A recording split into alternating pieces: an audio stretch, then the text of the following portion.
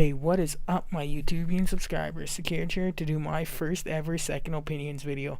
This time, RWBY Volume 5, Chapter 12, The Vault of the Spring Maiden. Now, I don't need to make my opinions any more heard. I didn't like the plot twist.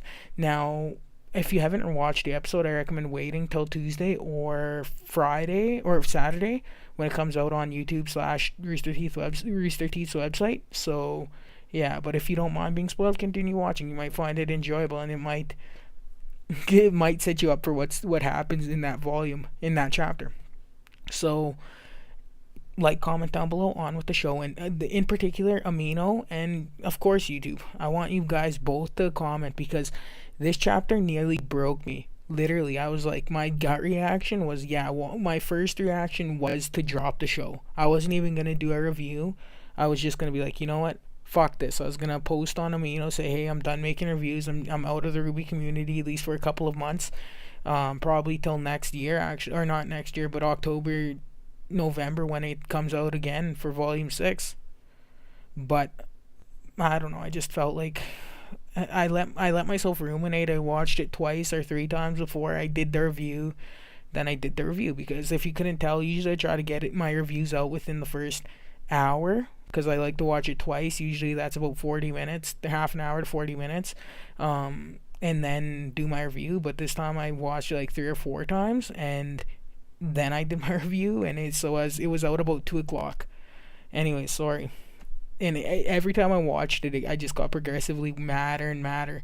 But that's beside the point. The first time I watched it, I was like, you know what? Fuck this plot twist.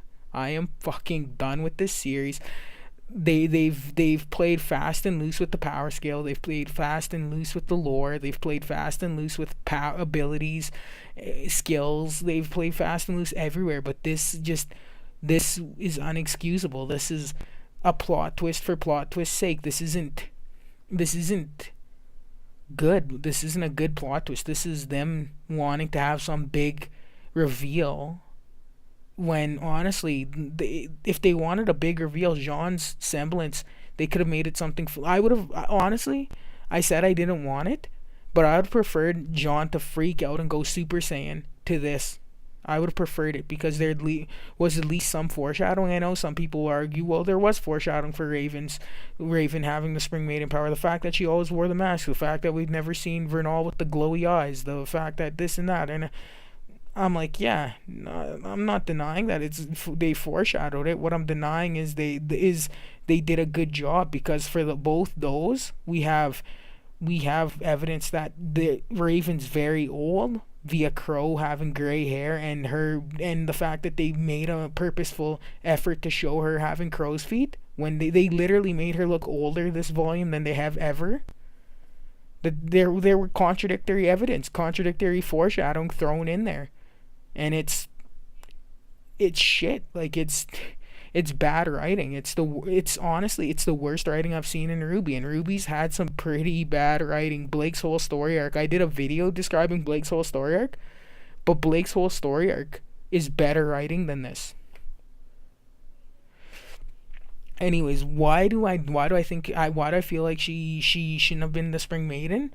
Well, number one is just her age. Even a conservative effort, like, they say young woman, and I guess you could say, because they were so it's similar to in volume or similar. If you watch the Flash on the CW, there's a scene where the villain says, I am the future Flash, and you could interpret it as, I am the future Flash, like, I am from the future and I know what you're gonna do, Flash. Or you can interpret it as, I am the future Flash, like, I am the future I am you from the future, or I am your future. I take up the mantle of the Flash. Like, there was 2 ways you could, similar to, and like they say, only young women can become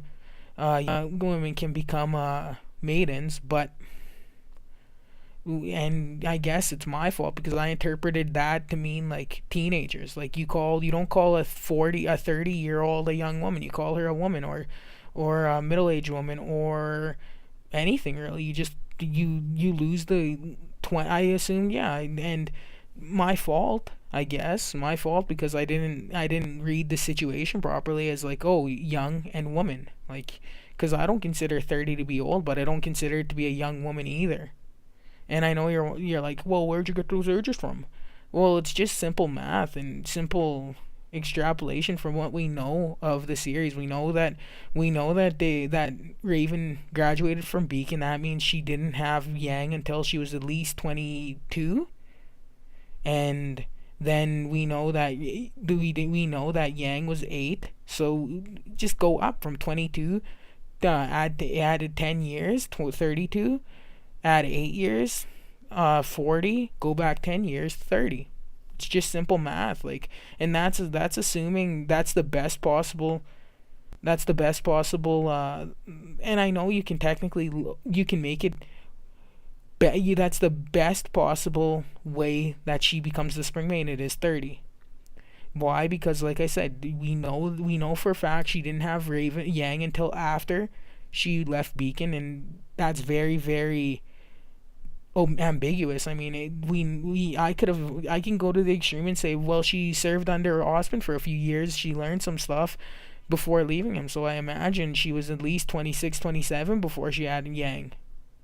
Given the fact that she has crow's feet, given the fact that Crow has gray hair when he had jet black hair when he was a kid, when he was 18, 19 in Beacon, given that they lived a dangerous life. So I don't believe they would, like, pleasure obviously, but I don't think they'd be making a concerted effort to have kids. That's why I think she was an accident to begin with. But what I'm getting at is, I could easily say, and then I could say that Raven didn't get the power till a year ago or during the 6 month time skip. Like, I'm trying to be generous by saying she was 30 is what I'm getting at. I'm not, like, that's the youngest possible age I could have come up with without lowballing to a high degree, without saying, well, and then there's this theory that she's always been the spring maiden, that she was the spring maiden from 10 years ago as well, which is contradicted by the fact that their discussion in volume 4 is predicated on the fact that he knows she has the spring maiden, not that she is the spring maiden. It's not like he's like, I know your secret. If, like, I know your secret. I know your secret about this. I know your secret. I know you have. I know Spring's with you. They could have, like, changed the dialogue up a tiny bit like that to make it ambiguous, but they didn't. They made it purposely that he knew he didn't know that she was the spring maiden. So anyone who says otherwise is just reaching for anything to grab onto when they say that, well, maybe she's been the spring maiden since her time at Beacon. You don't know. But no, we do know, just based on that alone. We know that frickin' that Leo knew the spring maiden's identity, and we know that because his mission was to train her. So no, like, my conservative estimate of 30 when she got the freaking spring maiden powers is, yeah, it's just that, a concerted effort. You could say anywhere between 30 and 40, and that's assuming, once again, that's even, and then you could say anywhere between 35 and 45 if you say, hey, or 38 and 48 if you say, hey, she didn't have Yang till she was like 28, 25, 29 because she was busy working with Osmond. You could easily say that, like, and there's not enough evidence to say one way or the other. Is what I'm getting at. That's just how bad this was written. Like, it's Carrie and Miles' fault, because I think it's Miles. He doesn't agree. He doesn't like creating timelines because they complicate the series. Well, and I'm like, when you don't create timelines, you complicate the series. I can't believe nobody saw that, hey, Raven would be like 35, 40. You could push her to 40 before she got the spring maiden power. I can't believe nobody stopped Miles and said, hey, this is like directly contradicting the one thing we knew for certain about the maidens, which were they were young women. Nobody stopped the animators or the character designers, said, hey, don't give Raven those crow's feet, because she's a lot younger than we suspected her to be. we like, yeah, and even then, yeah, maybe Osmond let the Bronwyn twins into school early like he did with Ruby, but again, we don't have evidence to say otherwise. They look about the same age as their two teammates, Taeyang and Summer Rose. Um, like, I'm sorry, but it's just it's the one thing we knew about the Maidens for a fact. They had to be young and they had to be women, and that's just tossed out the window. Anyone can become a Maiden now, like anyone. Like I wouldn't be shocked. I wouldn't be shocked if fucking just some old crippled lady, or I shouldn't say that. I'm sorry. I'm mad. I'm keeping calm. It just riles me up. I wouldn't be mad. I wouldn't even be surprised if some 55-year-old woman stole the Maiden's power now. Like, it's just that bad. Like, they've completely destroyed any lore we had around Maidens. Is Let's move on. I said I would get to this, and I'm gonna get to this. When I said Crow lied to Pyrrha, that's what I was saying. Is they lied by omission to Pyrrha and Nikos. They when they said young women, they took advantage of most people's naivety when it comes to that term. They took advantage of and how he said it, which is only young. Took advantage of our perception of what a young woman is, which is, like I said, an 18, 19, 20-year old who's just leaving the house but not an adult yet, or not doesn't function at 100% as an adult yet. Is Yeah. And that's just combining with everything we know about Osmond. The fact that he lied to he blatantly lied to Oscar. He said that they would eventually assimilate to one another, when in fact he's getting stronger. You know, like, Oscar's ability to fight him off has become negligible now. He simply said, "I'm sorry, Oscar," and then took him over. He wanted a silver-eyed warrior in his school, so he let a 15-year-old girl, and you have silver eyes. No, you're not. You knew Crow. Oh, the only scythe wielder I know is a dusty old crow. Like you knew, like he knew who her uncle was right out of the gate. He knew everything. Like, if you can find me one moment where Osmond was genuinely, unequivocally honest, point it out to me, and I'll profusely, I'll bow to you, because I can't think of a single time in this series that anyone from that group, Osmond, Glinda, Ironwood, Crow, have been 100% on the level with us as viewers and with each other as characters. I haven't, and it's irritating, because these are supposed to be the good guys. These are supposed to be the leaders of the world that we're supposed to root for, and I can't root for Crow, the loyal dog, Glinda, the disciplinarian teacher who's willing to sacrifice childhoods to create warriors, Osmond the chess master, and fucking Ironwood the fascist. And then you throw freaking Leo Lionheart onto that pile, and you suddenly have a traitor as well. I just can't find any reason to support Osmond or his cause anymore. And I don't want RWBY.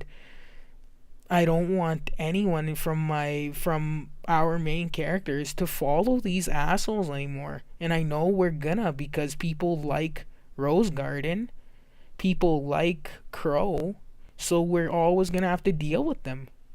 They're never gonna be written out of the show. They would write Jean out of the show before they'd write freaking Crow out of the show, because Crow's so much more popular than Jean, and they're very, very populous. They write to the fan base. They don't write and let fans flow to it naturally. The fans want the fans don't like this character, cut him.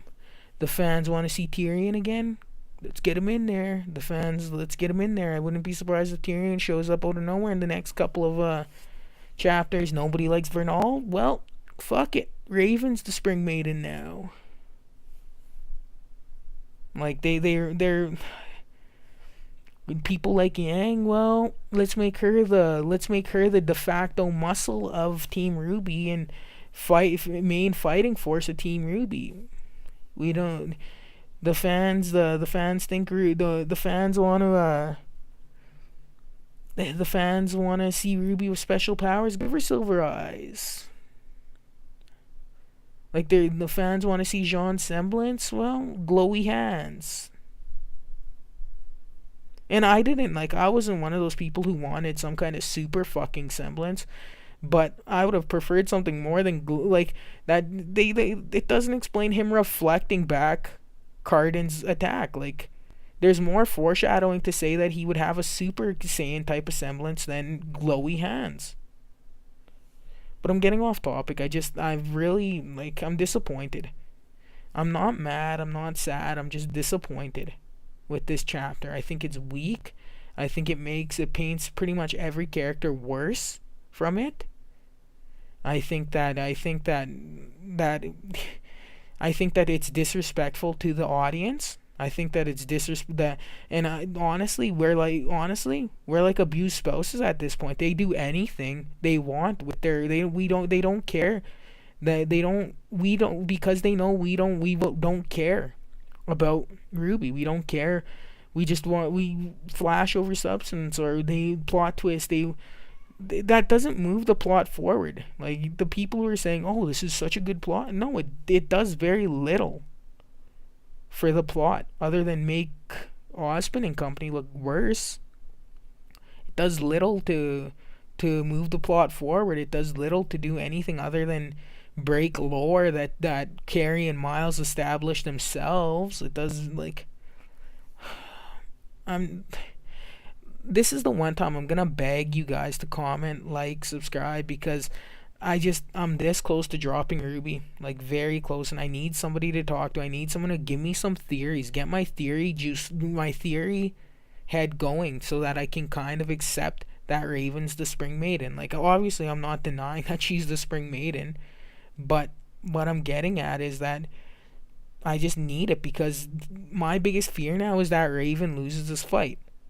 Like, my biggest fear currently going into the next couple of chapters is that Raven loses to Cinder. And because Cinder has not lost the fight yet. Well, if you don't count Deus Ex Machina eyes, she hasn't lost the fight yet.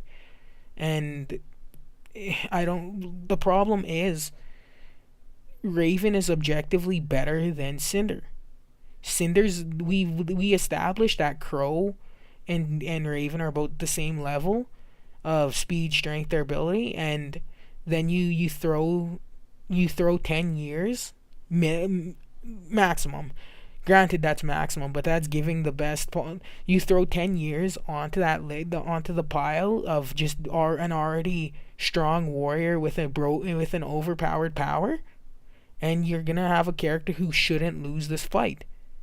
But if she does, I'm letting you guys know ahead of time. If she loses the fight, expect me to have a 10-second video that says that goes like this: "Fuck you, Rooster Teeth," and then I'm done with the series. Because that's how bad this plot twist was. It fucks up the power scale so utterly. There's no point now. There's no fucking point for Raven to, like. There's no point. Like, she should have murdered Watts, Emerald, and Mercury immediately. Like, that's how stupid powerful she should have been. She shouldn't have feared, and I guess that she didn't show any fear, but why the fuck would she side with these guys? She had no reason to. She had the power. She was the more skilled, more powerful adversary in that situation. She had Vernald, who's very, very strong in her own right. Have Vernal attack one of the Emerald or Mercury, then she just hits them with or better yet, just do what Amber did at the much. Like, Amber still needed to raise her hand and throw her hand down to throw lightning. Raven literally just stood there with her sword and brought lightning down to prove a point. She was utter, like, I'm disappointed is what I'm, like. So yeah, I just need somebody to talk to right now. I'm like, I need somebody to help me get over this hump, because right now I cannot fathom why they would do this. Who in their right mind thought making Raven a maiden was a good idea? Who in their right mind thought giving a definitive timeline for when the maiden disappeared was a good idea?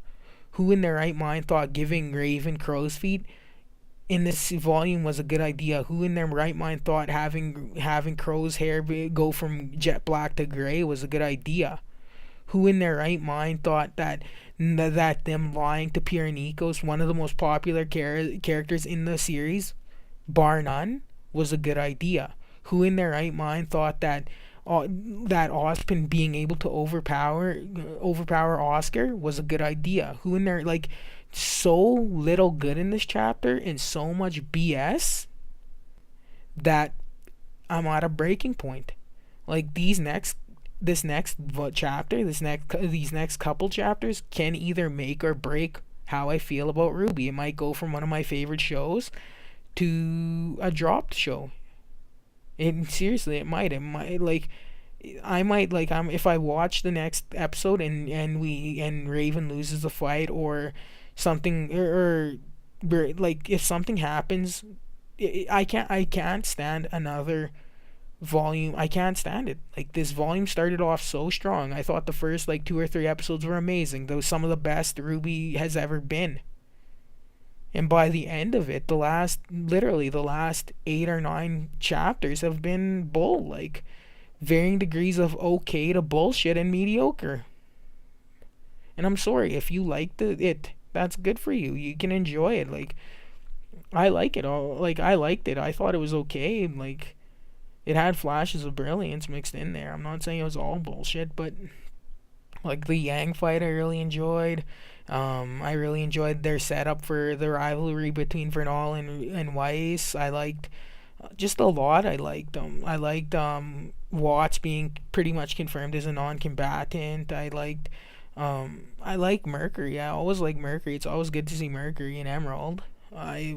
But so much bullshit. The much needed talk of this volume was like nothing compared to the last one. No new. Yeah. So, like, comment down below, please. I'm begging you this time. I need some help to get over this hump. Comment Amino, like, follow, comment. I'm gonna. This is it, man. You guys might see the last of sECUREij here. If these next couple chapters are bullshit, I'm letting you know that I'm gonna drop it. Like, after this, I might be done here. And I know I haven't been a member. Like, I haven't been an active member of the community for long, but I've been following since volume 2, midway through volume 2. So it's been a pretty good portion of, like, that's years of my life there watching this show, and I love it. But there's only so many times the Rooster Teeth can slap you in the face before you're like, you know what, I'm done here, man. Like they slapped me. Like, I hated the Deus Ex Machina Silver Eyes. I hate Blake's storyline currently, and it might get better, but I hate that she's kind of. I'm just. I'm done. I'm done with this video, and yeah, I guess I'll see you guys next week. Like, comment again down below. sECUREij signing off.